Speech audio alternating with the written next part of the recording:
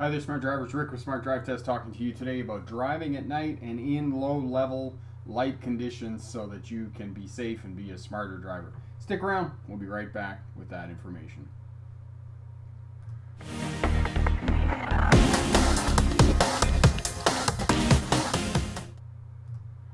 Hi there, Smart Drivers. Welcome back. Rick with Smart Drive Test talking to you today about driving at night, driving in low light conditions. We did the how to drive in pouring rain this week, and it was pouring rain here in Vernon, British Columbia. So we did that video for you and got that going for you. Corey is here. Katie's here from Arkansas. Katie, I want to thank you for all your contributions to the comments and discussion here on the channel. It's been really great. Introvert is here, and other people here will be here as well. I'm just checking to make sure that I have it checked to public because in the past it hasn't been checked into public here. So if you have any questions about passing a road test, whether that's car, truck, bus, air brakes, motorcycle, we can answer all of your questions to help you be successful on passing a road test. It's starting to slow down a little bit here at the Smart Drive Test channel with people heading back to school and those types of things. So, we're heading into fall as well. So people are going back to school, and we're going to get shorter days. As we get shorter days, people are going to be driving in the morning, they're going to be driving at night, and they're going to be driving in low-level light conditions. So Colin is here as well, and Corey is here. Bricks for Wheels is Corey. Travel and Gaming is Colin, and Corey's in Winnipeg. Colin is in Calgary. Messi's here, tuning in from Victoria. Jaden is here at the Longhorse Steakhouse. Birthday cake today, and that was excellent. So it was Jaden's birthday a couple of days ago. He left a message for us over on the Facebook page there. Tommy's tuning in from Connecticut. Moruku tuning in from South Africa. Welcome all the way from South Africa. That is awesome. Sarah's here from Nevada. So lots of people turning in. Solomon from Vaughan, Ontario. Excellent. Ellie is here working on her G and going for her road test on the 16th. And Messi is tuning in from Victoria, BC. So if you're just tuning in, let us know where you're tuning in from. Let us know what class of license you're going for, and we can help you out with all of that. Traveling photographer tuning in from Vancouver, BC. And Vancouver, BC and Victoria, where Messi is, you definitely get a lot of rain. And part of the video I talked about tires on your vehicle, and if you are driving in a rain climate, you definitely want to put those types of tires on your vehicle because you're just in rain all of the time. The water is pooling on the roadway and whatnot, and you definitely want to have those types of tires on your vehicle. So if you haven't seen the video that I put up yesterday, the brand new video, have a look at that, and it will give you some really good information about driving smarter in the rain and staying safe and driving in low light level conditions. Ednaj, I hope I'm saying that right. I do apologize if I'm not. Sammy's here from New York. I want to say a big thank you. Your videos really helped me, especially turning right and left, and other lectures. They really helped me a lot. I finally passed my road test last week, and I passed, and that is excellent news. Thank you so much for letting us know. I'm sure you're having a tremendous celebration. And where did you go on your first solo trip? And was it a bit weird the first time you were in the car by yourself, not having somebody else with you? Nana's here watching you live from Ghana. Excellent. Love your tutorials. Thank you so much, Nana. That is awesome. Really great. It's just so happy to see people from all over the world here joining us on the live stream. So without further ado, I'm going to pop over and get the presentation going here, and then I'll come back and I will do questions and answers from people. And yeah, we're going to just bear with me here while I make the transition here. There we go.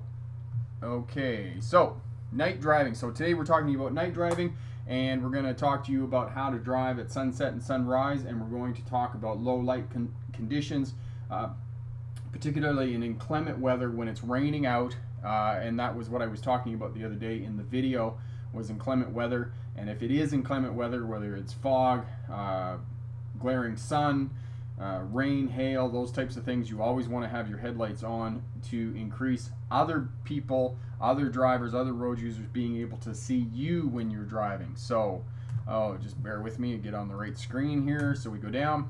For those of you who may be new to Smart Drive Test, my name is Rick August. I do have a PhD from the University of Melbourne in Australia, and my expertise is in legal history, which is the study of police and courts and prisons, and my expertise is in policing, oddly enough, as it relates to traffic.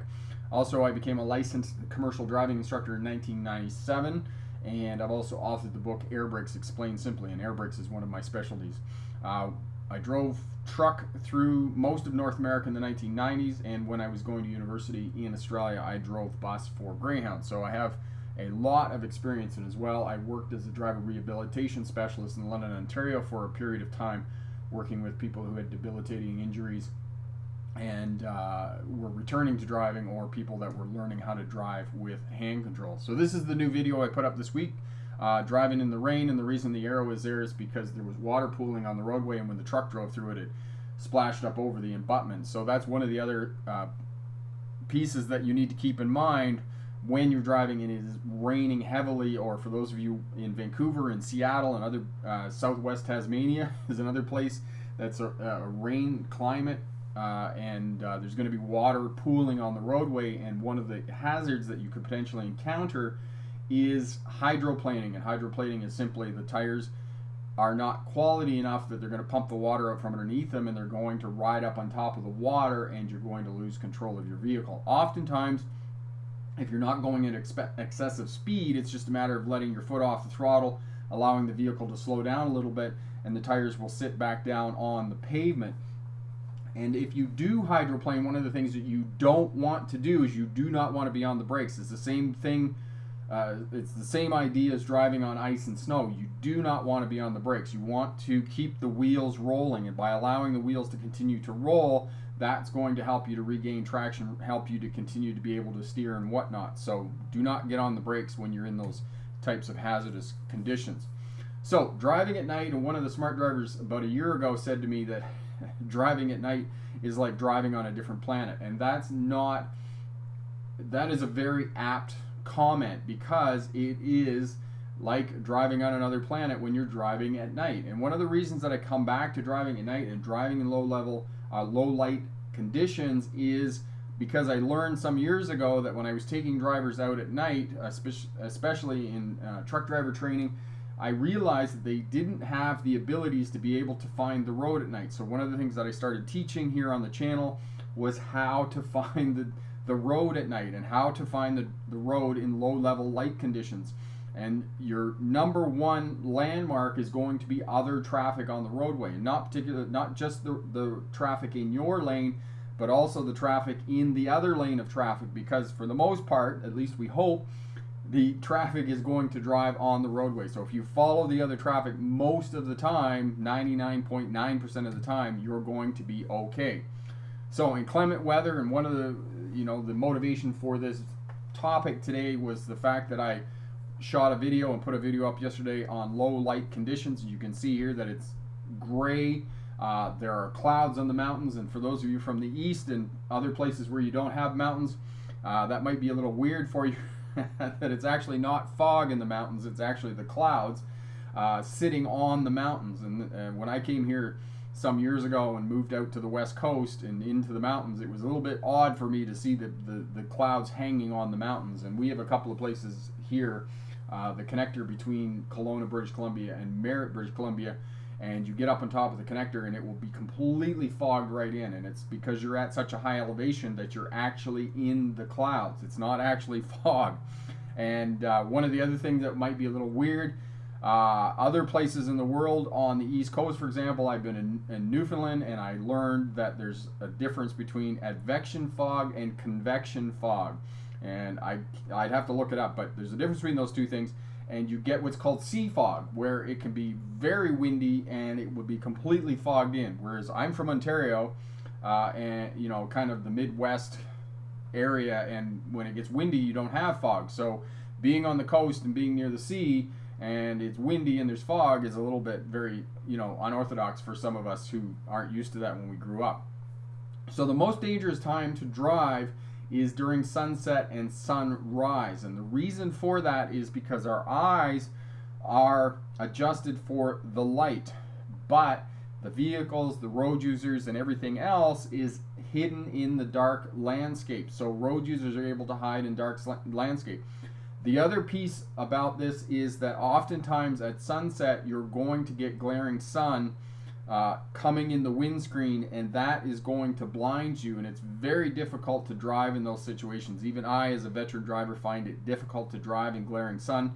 You need to put on sunglasses, you need to put down your sun visor, and you need to be, looking for the landmarks along the roadway, following other traffic, looking for signs along the roadway, and looking for any landmarks that will help you to navigate the roadway, because I find glaring sun to be one of the most difficult conditions to be driving in.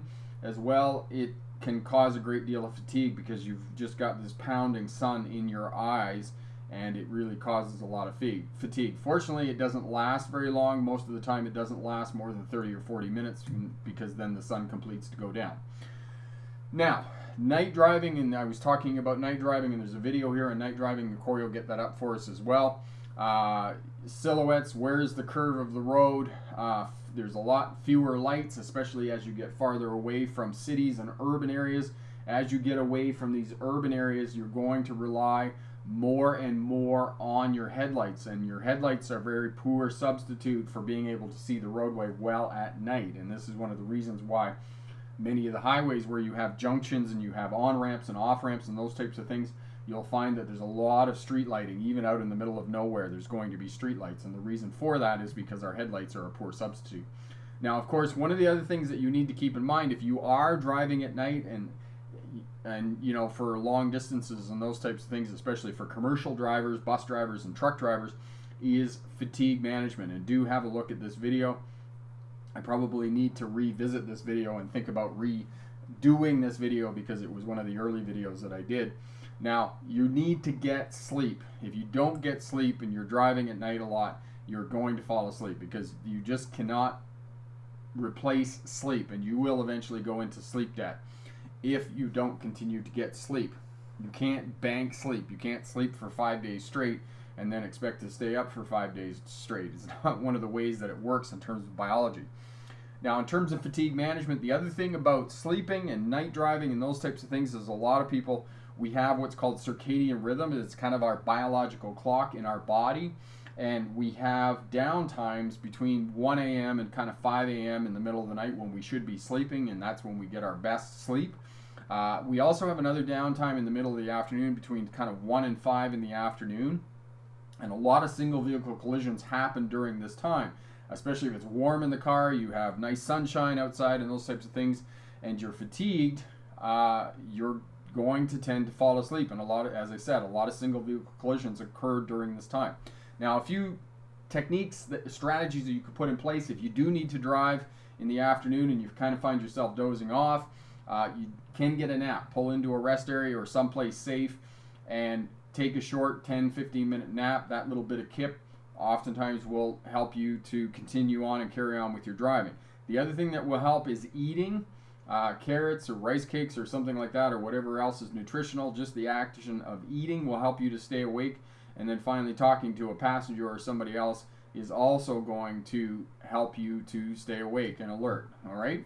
So if you're driving at night, in combination with getting sleep and those types of things, you want to try and reduce fatigue. So all of us at night, our eyes adjust to low-level light conditions. So our pupils dilate to allow more light into the eyes.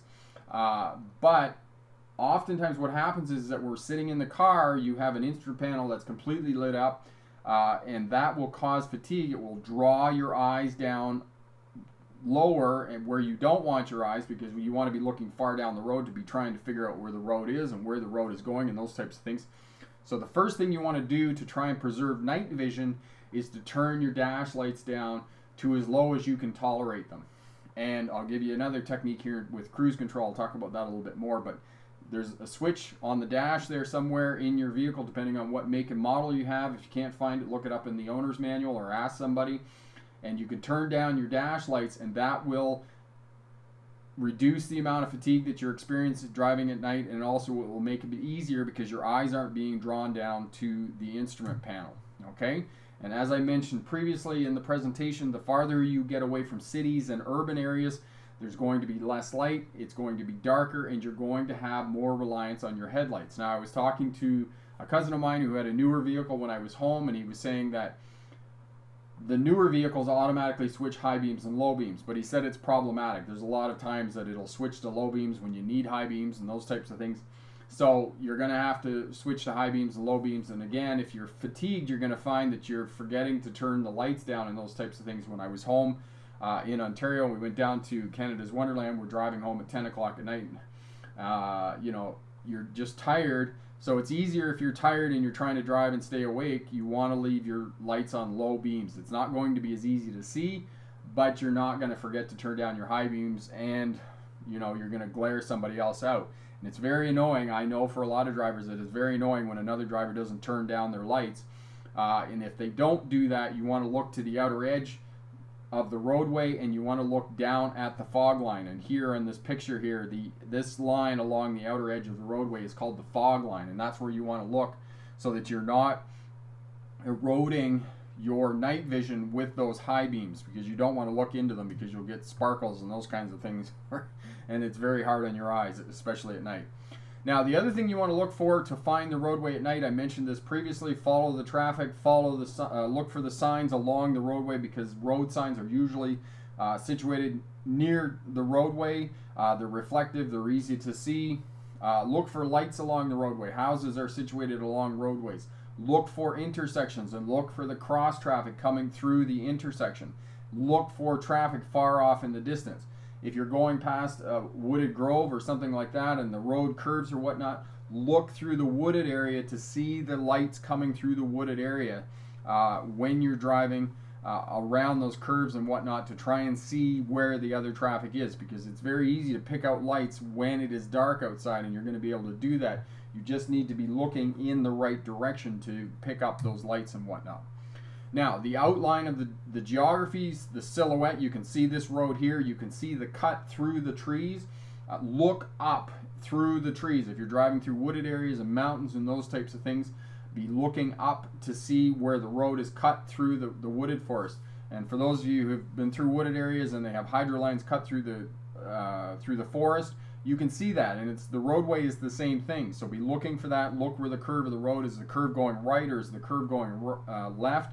And be prepared for that. Also, be looking at road signs. I know that a lot of us, for whatever reason, when we begin to drive, do not take in the information of road signs, but road signs will help you to drive at night. They will indicate if there's a curve to the left, a curve to the right, or there's an intersection approaching. And you want to be on alert for intersections, because you want to be scanning far down the roadway to the right and the left to see whether there are vehicles approaching. That way you're going to be able to stay safe, because you can measure your speed relative to the other speed, and you can determine, is that vehicle actually going to stop at the intersection. You might prevent yourself having a collision at night, because know that there's going to be fatigued drivers. There's also going to be a higher probability that some of these drivers may be under the influence, whether that's alcohol or illegal drugs, and they may run the stop sign or the traffic controlled intersection. So know that, and you can be on the lookout for that as well. Now, I talked previously about turning down your dash lights to preserve your night vision. For those of you driving long distance on interstates and freeways and highways and whatnot, use cruise control at night. It's going to reduce fatigue, first of all, because you don't have to be monitoring how fast you're traveling. And if you don't have to monitor how fast you're traveling, that's one less thing that you don't have to focus on. You can be focusing on looking down the road. You can focus on paying attention to the other traffic, because you don't have to worry about the speed. When I used to drive truck and I was on the interstate in the United States, I would turn the dash lights right off. I would simply listen to the truck, because you can hear the truck and those types of things. And that way my eyes weren't being drawn down to the dash, and I simply had it on cruise control, and that way I knew exactly how fast the truck was going. And it was a lot easier for me to be able to drive the truck and focus at night, focus on the other traffic. I wasn't being distracted, and my night vision wasn't being eroded by the instrument panel. So know that as well. All right, so good luck in your road test, and remember, pick the best answer, not necessarily the right answer.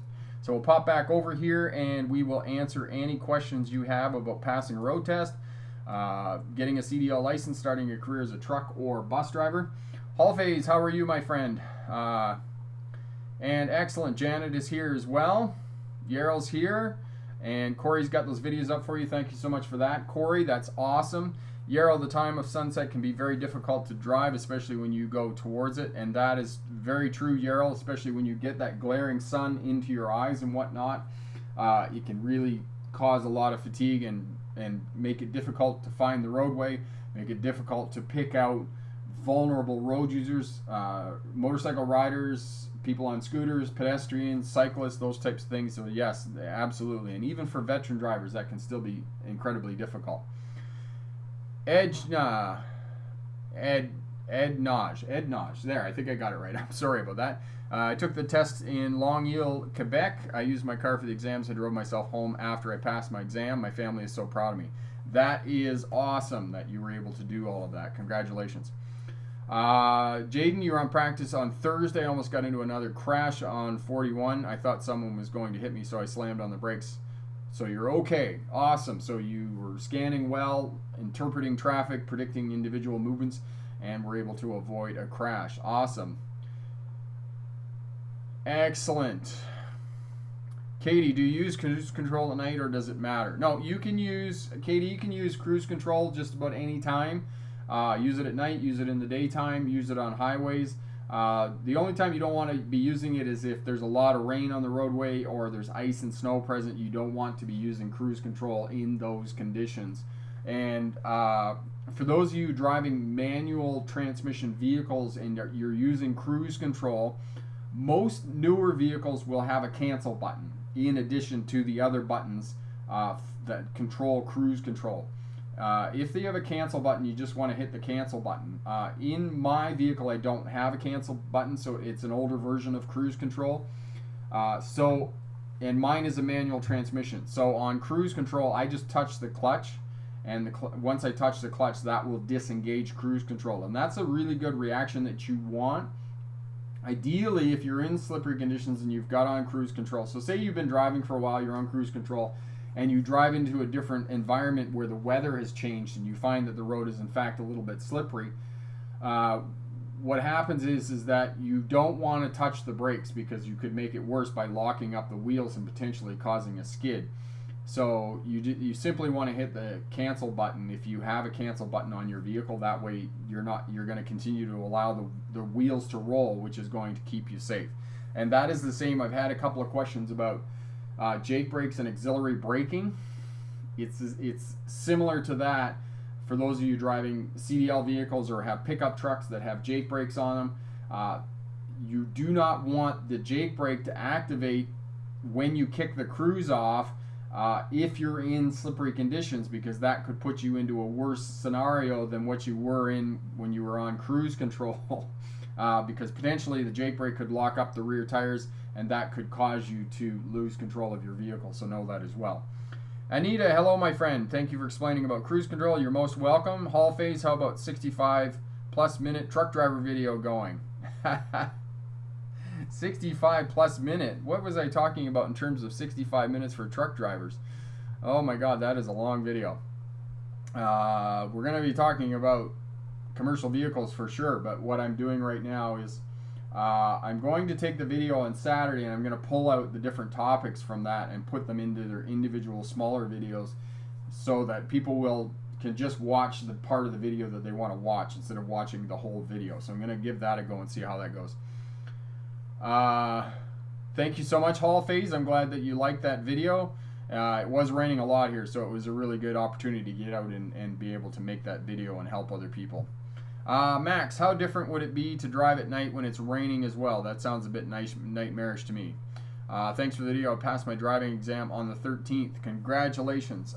So Max, yes, it can be challenging to drive at night in the rain, especially in urban areas. It can be much more challenging to drive in the rain at night because you get a lot of glare from the light reflecting off the water on the roadway. And I have driven at night in some urban areas where it is daunting to be able to drive at night in those areas because there's so much glare and so much reflection from the lights. Now, if you are out on the highways in dark areas and those types of things and you're not dealing with that glare, it's not as hard, but yes, it can definitely add another element another layer of challenge to you driving at night. Now, some of us, myself included, I like driving in the rain at night.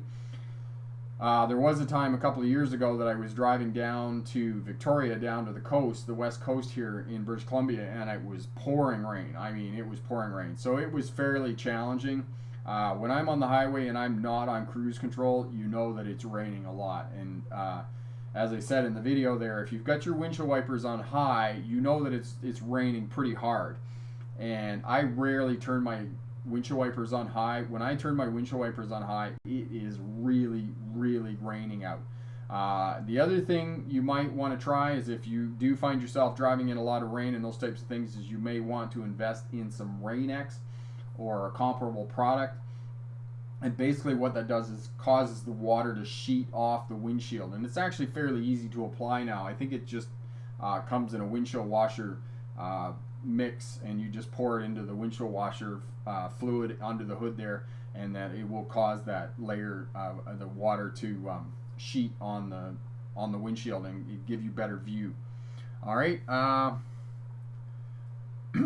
Driving at night in cities are a lot easier because of less traffic. Yes, Hall Phase, that's one. Yes, for sure, because there's going to be less traffic at night, and that's an excellent point. There's less traffic at night in the cities, but there still can be rain pooling on the road surface and those types of things, which is going to cause the light to reflect off of that water, and can be a bit confusing, especially if you get storefront signs, and, neon signs, all those types of things. The light from taillights and whatnot, all of that's going to be very difficult.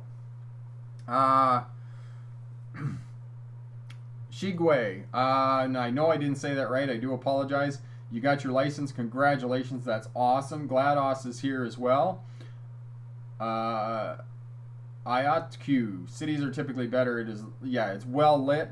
What I'm saying is that it is well lit, but if it is raining and there's a lot of water sitting on the roadway, you will get a fair bit of glare as well from the roadways.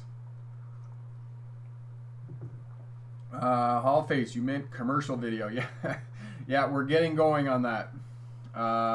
60, yeah, commercial vehicle truck drivers. Yep, they're on the list here. We're going to get them going this week. So we're going to be talking about that. Max, thanks. I hope to get more practice before that ever happens to me. Yes, and you can. Winter's a bit of a ways off, but you will be able to get a lot of practice in before that in terms of defensive driving and whatnot. And as I said in the video as well, one of the other things you want to do when you get into inclement weather, first turn your headlights on so that other traffic is able to see you better, and as well increase your following distance between you and other vehicles. That way you're going to have better, your actions on the roadway are going to be proactive, not reactive, because you don't want to be right up tight against other vehicles and reacting to what other people are doing, because that could potentially get you into trouble, because you don't have the same amount of control in inclement weather when it's dark and those types of things. GLaDOS, the glare will distract you from road hazards. Very dangerous. Yes, it definitely will, and the glare can be a bit daunting. You don't want, and the other thing about the glare from the lights on the wet road surface and whatnot is it's going to draw your vision down. It is not where you want your vision. You want your vision up. So it's a constant battle for you to keep your vision up when you're driving, especially when it's driving and it's raining a lot and there's a lot of glare coming off the roadway and those types of things. And again, it's going to cause fatigue. It's going to cause your vision to drop down where you don't want it. You don't want it on the road surface. You want your vision up. You want to be looking down the road as far as you can. You want to be locating intersections, and you want to be trying to look up those cross streets to make sure that the traffic, the approaching traffic, is coming to a stop so that you can safely navigate that intersection without conflict. Katie, when it is raining in the day, are we supposed to turn on the headlights? Yes, Katie. Turn on your headlights in the daytime. There's actually states, U.S. states, that you have to do that if your wipers are on, you turn your headlights on. Now, as one smart driver mentioned the other day, that some of the newer vehicles have auto rain sensors on them, that as soon as they detect rain on the windshield, they'll turn the windshield wipers on. And most vehicles will, they have automatic light sensors on. So once the ambient light outside reduces to a certain level, that they'll automatically turn the lights on for you. But if you get into the habit of just getting in your vehicle and turning your lights on, that is going to keep you safer, because then other people can see you better. And on that same note, Katie, just excuse me. Here in Canada, we mandated some years ago that all new vehicles had daylight running lights, which essentially means that the lights are on. They're not on the same intensity as they are when you actually turn on the switch, but we do have lights on the vehicles. And the reason for that is because there was some studies done in the 1980s and 1990s to indicate that vehicles were more visible with headlights on as well. People pulling out from a cross street were less likely to pull out from a cross street if there was a vehicle approaching with headlights.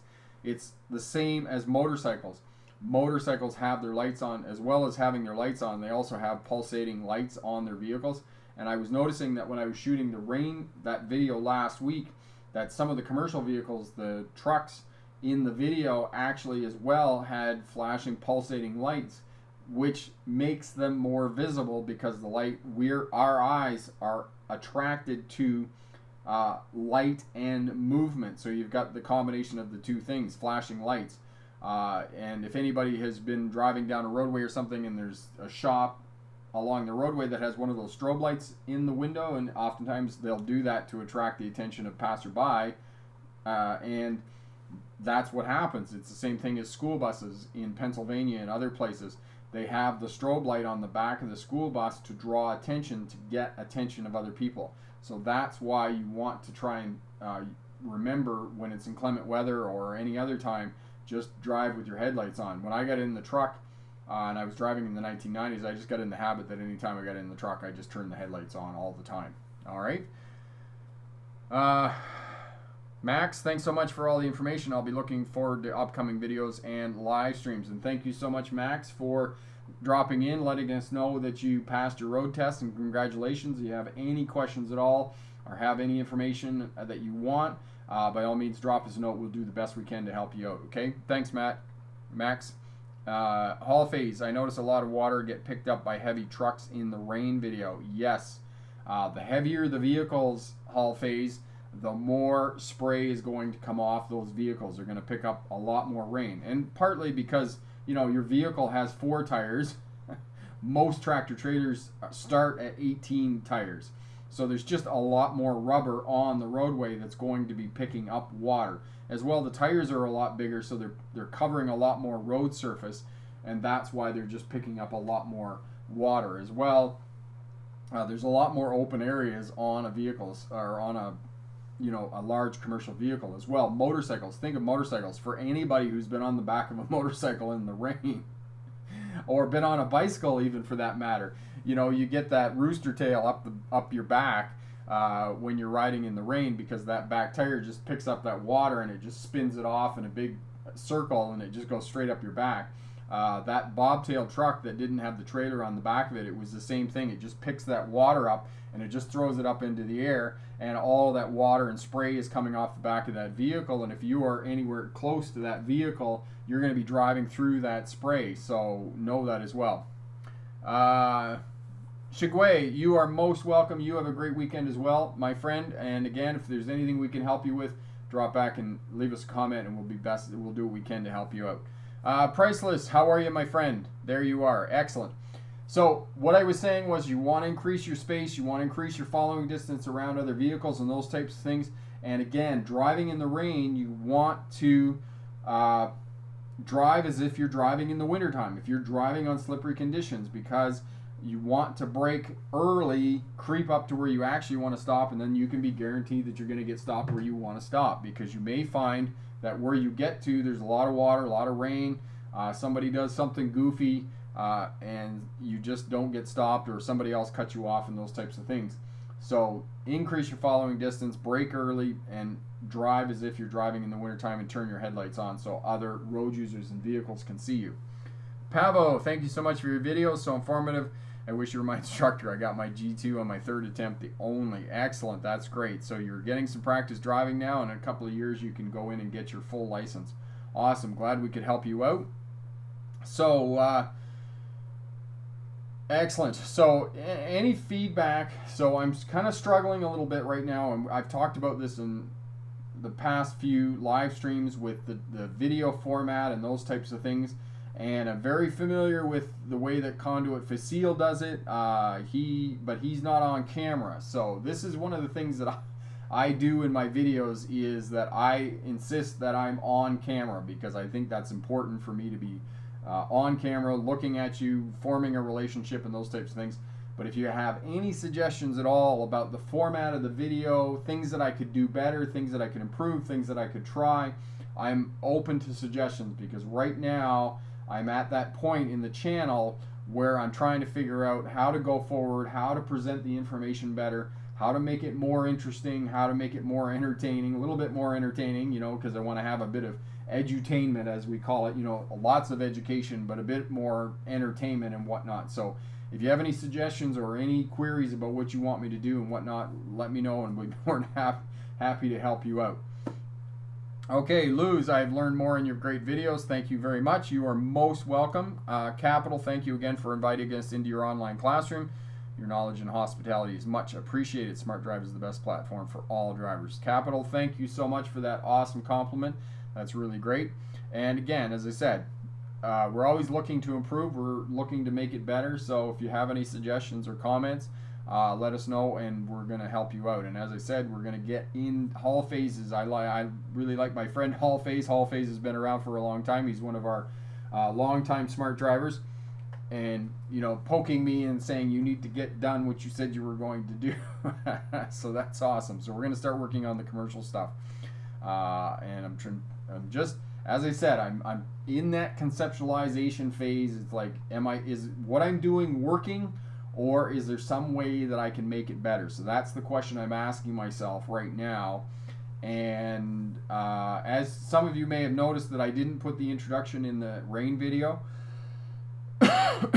And I tried to trim it as best I could, tried to get it down under 10 minutes. I still felt I might have been able to get a little bit more out of that, but we'll see what happens when I start pulling the different topics out and breaking them into smaller 1 minute, 2 minute videos, and see how that goes. I saw somebody else who did that, Shailene Johnson, who does Instagram. She had a longer 17-minute video, and then what she'd done is she chunked out the different topics into about half a dozen different videos, which I thought was really, really good. So yeah, so I'm going to give that a go and see if that works out too. Max, I love when you add clips of driving related to what's being talked about. I'm a visual learner. Of course, that would be edited in. Yes. Okay, excellent. So visual stuff. Okay, so lots of B-roll then is what you're talking about, Max. And yeah, we'll do that as best we can to help you out and get you driving here. All right, so anybody who's going for a road test, we'll just go over this real quick in terms of what you need. Jada, hi Rick, you are doing an awesome job. I so appreciate all your hard work and dedication to helping us new drivers, and also the ones brushing up on their skills. Thank you so much, Jada. That's awesome. And yeah, and that's the other thing, Jada, that I'm thinking that these shorter videos, when I pull the actual different topics out from the longer video, I think it's going to help people who are students, drivers, smart drivers who are brushing up, and just say, for example, they want to figure out how to clear the windows better on their vehicle, for example. So they just want to see that part on, turning the air conditioning on, rolling the window down a little bit, putting the AC on, rear window defrost and whatnot. And then they can just look at that piece that they want to look at, instead of, wading through the different topics in the discussion and whatnot. They can just pull that video up. And the other thing is that, I'm trying to expand a little bit away from YouTube onto Instagram and Facebook and whatnot. So helping with all of that as well. Capital, pull together a group of successful Smart Drive students and let them share testimony of how your program helped them succeed. Yes, thank you, Capital. That's awesome. And Hall Phase, I think people they want to watch, and if they don't feel like finishing, it's just click off. Yeah, Hall Phase, and I had this conversation with other people the other day, and it's interesting, because unfortunately younger people are always they don't have attention span and this type of thing and whatnot. I don't agree with that. I think that any of us have a short attention span if whatever we're looking at doesn't interest us, right? If we have if we're interested in the topic that we're looking at, then of course we're going to watch a longer video. I mean, when I started learning about YouTube and I started learning about social media and whatnot, I mean, it was not unusual for me to watch a 45-minute video by Roberto Blake, who's one of the top, how to do YouTube people on here. And so I would watch a 45-minute video on his topic because I was interested in it. So I think that, as you said, if people aren't interested, they're not going to watch it. And if they are interested, they will watch it. Steel Toe, love you. You help me drive with confidence. Excellent. I'm glad we could do that, Steel Toe.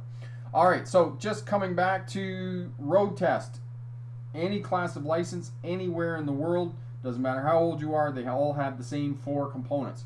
Speed management, space management, observation, and communication. You must have those 4 skills in place or you will not be successful on a road test. So, speed management, fairly easy. Posted speed limit or the flow of traffic, whichever is less. You must drive that limit. And as unfortunately one of my smart drivers found out this week, that if you speed in a school zone, it is an automatic fail in a road test. So do not speed in a school zone. It is one of the places that you can drive slower. It's pretty tough to drive slower than 30 kilometers an hour, 20 miles an hour, but you can drive slower than that. Do not speed in a school zone. It's an automatic fail. As well, when you pull off a road onto a major road anywhere, get it up to speed as quickly as possible. Don't dawdle. I walk around town here all the time, and I can tell learning students who are just getting going in the vehicle because they're so cautious, they're so light on the controls and those types of things. And like, get her going, come on! I just want to wave them over the side of the road and say, come on, you need to get her going. So you got to get up to the posted speed limit as quickly as possible, or the flow of traffic. And no, you're not going to fail your road test if you go 2 kilometers an hour or 2 miles an hour over the speed limit. They're looking to see whether you are adjusting in relation to other traffic on the road test. That's what there are, other vehicles on the roadway. So if you go 2 or 3 miles an hour over the speed limit, or 2 or 3 kilometers an hour over the speed limit, what they're looking for is that within 5 to 8 seconds, are you implementing your scanning pattern, looking down and going, oh, I'm going too fast, and then slow the vehicle down. That's what examiners are looking for. If you go 5 miles an hour over your speed limit and you do that for a couple of minutes, yes, you're going to fail your road test because you're not monitoring, you're not observing correctly, which I'll talk a little bit more. Space management. If you're not near anything, it's less likely you're going to hit something. So you must stop at the correct position at intersections, before the stop line, before the crosswalk line or sidewalk. You have to stop in traffic so you can, stopping positions at intersections. Before the stop line, before the crosswalk or sidewalk, and if those conditions don't exist, then at the edge where the 2 roads meet. The position of the stop sign has nothing to do with it. Stop line, crosswalk, or sidewalk, edge where the 2 roads meet. Okay, those are your stopping positions. Stop in traffic so you can see tires making clear contact with the pavement. Do not enter an intersection you cannot clear. If you're in an intersection and the light turns red and you are in the intersection and blocking the intersection, automatic fail on a road test. So don't enter an intersection you can't clear. Left-hand turns, front steer tires on the front crosswalk line. That way you're committed to the intersection, but you're not in the intersection. And when you see your gap coming, then you move forward into the intersection. And then following distance for the purposes of a road test is 2 to 5 seconds, depending on the size of the vehicle that you're driving. Okay, observation. I talked about this a little bit more in terms of speed management. You need to observe correctly. Far down the road, in, check your center mirror. Far down the road, both shoulders, in, check your instrument panel. Far down the road, in, check your left wing mirror. Far down the road, in, check your right mirror. That is a rotating cycle of scanning that you need to have in place every 8 to 12 seconds. And this is what I'm saying, that you need to be adjusting, you need to be responding to traffic patterns and the actions of individual road users around you as you're driving. Every time you lane change, every time you move the vehicle sideways, every time you turn, you must have a minimum of 2 shoulder checks in place. One approximately half a block, and then immediately before the turn. Same thing with lane changes. Mirror signal, shoulder check, and then signal on, minimum of 3 flashes before you start moving over. The way is clear. shoulder check again immediately before moving for the lane change. When you're doing parking and reversing the vehicle, you have to look out the back window. So before you do that, before you move the vehicle, you want to do a 360-degree scan around the vehicle and then begin to back up. Before you put the vehicle in motion, before you begin to start backing up, you need to be looking out the back window. Okay? So look out the back window, then move the vehicle for the purposes of observation. And there's a video here on reversing. Corey, I'll put that up for you as well. And then the last one is communication. You must communicate effectively with other traffic before executing a maneuver. The ways that we communicate with other traffic: lights, signals, horn, eye contact. If you're not sure what a cyclist is doing or what a pedestrian is doing, get eye contact with them. And then hand gestures. All 5 fingers on hand gestures. Don't use your middle finger and tell them they're number 1. You will not be successful on a road test. And the last one, and the most important one in terms of intent of what you're going to do on the roadway, is the position of your vehicle on the roadway. If you're in the left turning lane or there's another vehicle in the left turning lane, there's a very high percentage, there's a very high chance that that vehicle or you are going to be turning left. So know that the position of your vehicle on the roadway is going to communicate intent. And where I come back to position of your vehicle on the roadway is merging onto freeways and highways. And I've had students say this to me: what happens if the other traffic won't let me in? First of all, if you're trying to merge onto a highway or freeway and they're traveling at highway speed, which is 60 miles an hour, 100 kilometers an hour or faster, the spaces between the vehicles are going to be very big. So as you're coming down on the on-ramp, you're looking out there, you're picking your space, and aim for your space. Okay? If you aim for your space, the speed of your vehicle will automatically adjust, so you aim for that space. As well, if traffic is going slower, you've slowed down to the traffic speed, you're out on the acceleration lane and you're trying to move over, but the other traffic isn't, put your signal on, and then as you get approximately halfway down and nobody's leaving you a space to get in, move over to the left side of your lane. Okay? If you move over to the left side of the lane and crowd that side of the lane, the people on the roadway looking at the position of your vehicle go, oh my God, that guy's coming over. They're going to leave a space for you because they think you're going to come over anyway, and they don't want to have it crash. So position of your vehicle, and that is one of the most important in terms of position of your vehicle on the roadway.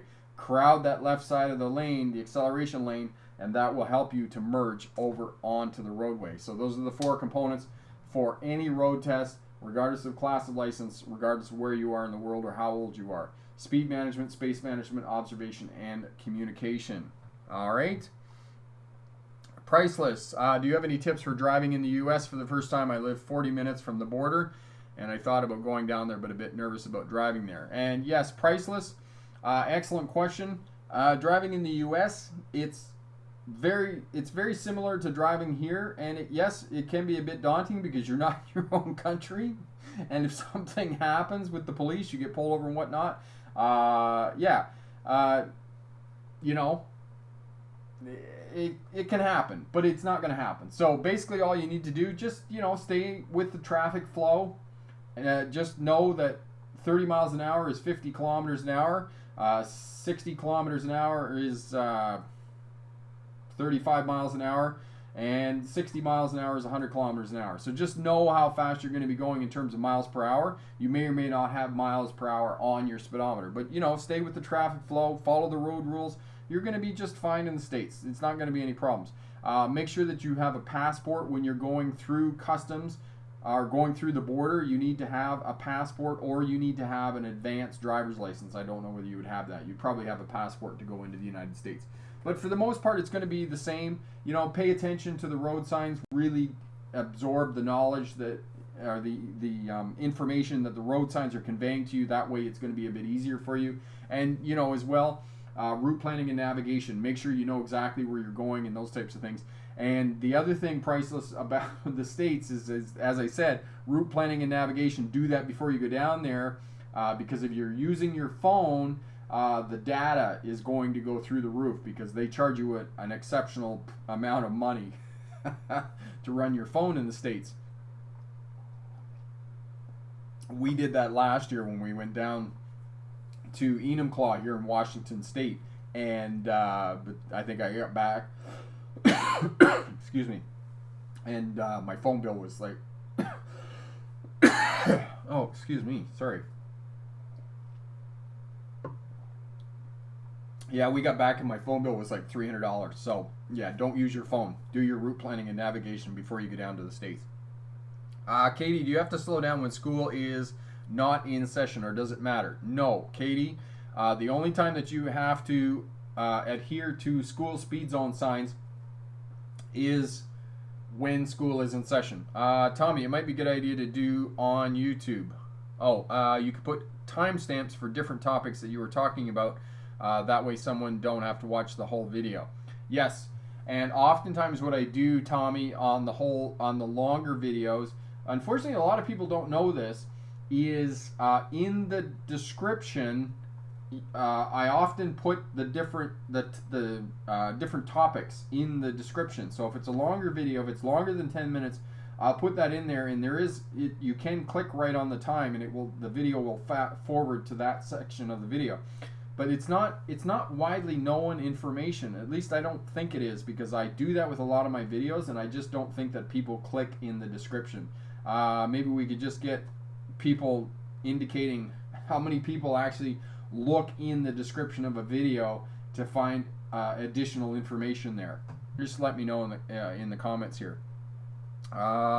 Epic, for night driving during rainy season, you're going to have to drop the speed limit a bit, because if you go at a certain speed, you might start to encounter hydroplaning. Happened to me before. Yes, and absolutely. If you're driving in heavy rain and you're driving at higher speeds and you don't have quality tires on your vehicle, or you don't have rain tires, there is always the possibility that you could hydroplane, and you're going to have to drive at slower speeds.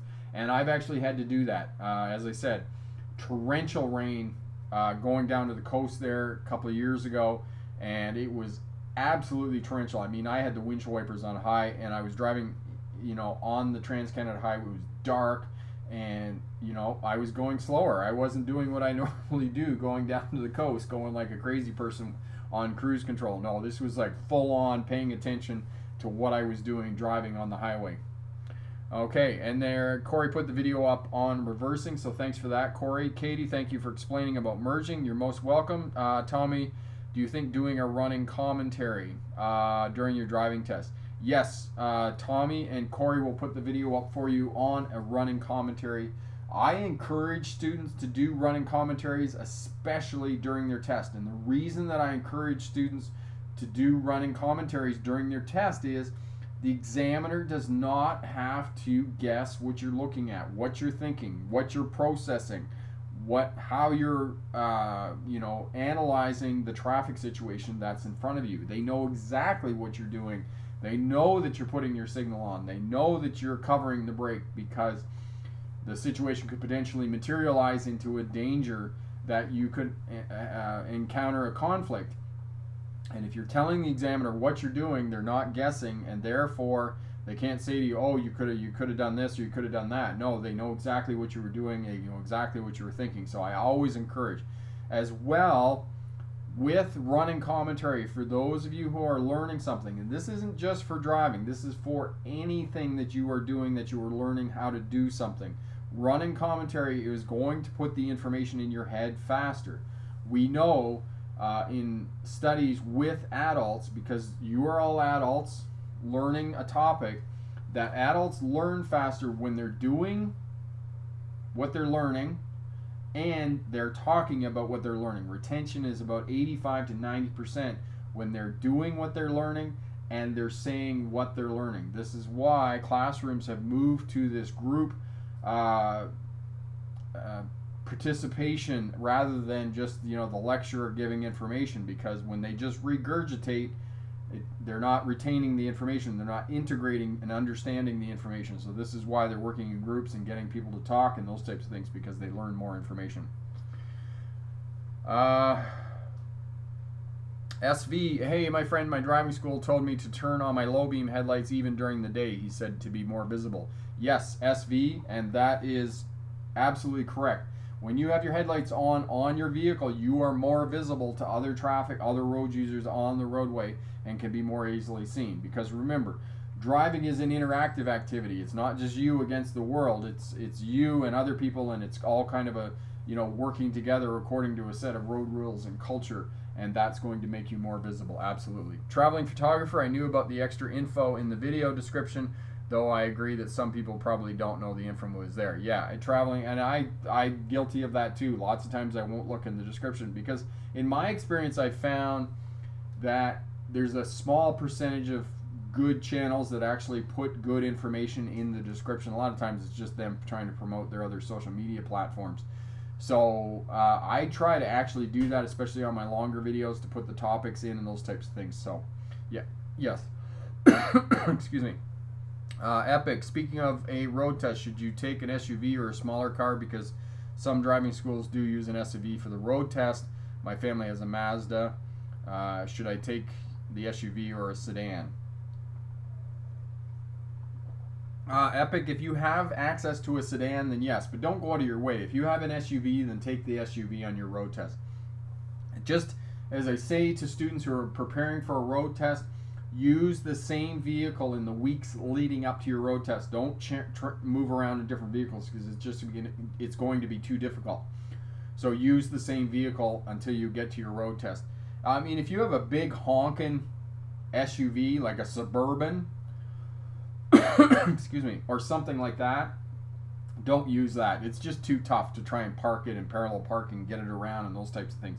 It's much easier because most driving schools are using Toyota Corollas or they're using Honda Civics. These are small, compact vehicles. It's just so much, they're more nimble, they're easier to park, and those types of things. And, just on that note, a good mate of mine, he was driving around. He has a construction company. Well, he has a big 3/4 ton 2500 Dodge Ram that he's been driving around for the last couple of years, and he just gave that to the business, and he went and bought a 1500 Sportsman, a smaller pickup, and it's the two of them are sitting in the driveway out there. The 2500, the 3/4 ton, looks enormous compared to the 1500, and he says, "Oh, the 1500 is so much nicer to drive and park and whatnot because it's more nimble, because it's a smaller truck, and that's what it's designed for." 2500s, 3500 Fords, Dodge, they're big vehicles, and they're difficult to park. Tommy, is an advanced driver's license just a license that you can drive anywhere in the world? Tommy, no. And some of the other smart drivers will have more information about this than what I do. But here in British Columbia, we have an advanced driver's license, which allows you to go through the border. So they collect all of the information. They take your passport and other information that will allow you to go through the border. Because most of us as Canadians, when we're traveling into the United States, we must have a passport. They brought that into effect about 5 years ago, that we now have to have a passport to go into the United States, whereas previously we didn't have to. We could just use our driver's license. So what ICBC did here in British Columbia and other governments did, I'm not really sure what happened in the rest of Canada, but some of the other smart drivers might know. They brought in an advanced driver's license so that you could go through the border into the United States. I don't think it's been very successful because for me personally, I already have a passport, so why would I go and get an advanced driver's license for ICBC? And the other thing is I really don't want ICBC knowing that much extra information about me. And it's probably a petty point, but that's where I'm at. So yes, so that's what an advanced driver's license is. So that was really great. Lots of participation there in terms of people asking questions about driving at night in low light conditions, road tests, and those types of things. If anybody has any further comments or questions, then leave a comment down in the comment section there, and we'll do what we can to help you out with that. I try and get to the comments every day and answer those and give you information. Max, parallel parking a sedan would be easier compared to an SUV just because of the size. Yes, and they're a little more nimble. The turning radius is sharper and whatnot, so that all of that makes that a bit easier. Corey, if you can get away with taking a smart car, do that, but that isn't critical. The test is just a little tougher. The bigger vehicle, take a smart car. That's funny. If you have access to a smart car. So yes, so we're just going to wrap up here. Make sure you head over to the Smart Drive Test website, pick up your driver's license checklist, and that will help you out and give you a checklist of things you need to do prior to the road test and on road test day, bringing money and those types of things. Okay, so get over there, head over there, get that. You can find that down in the description. For those of you who passed the road test the last couple of weeks, congratulations on passing. That's simply awesome, and we're glad that we could be part of your journey. Congratulations. And for those of you coming up on a road test, good luck on your road test, and remember, pick the best answer, not necessarily the right answer. Have a great day. Bye now.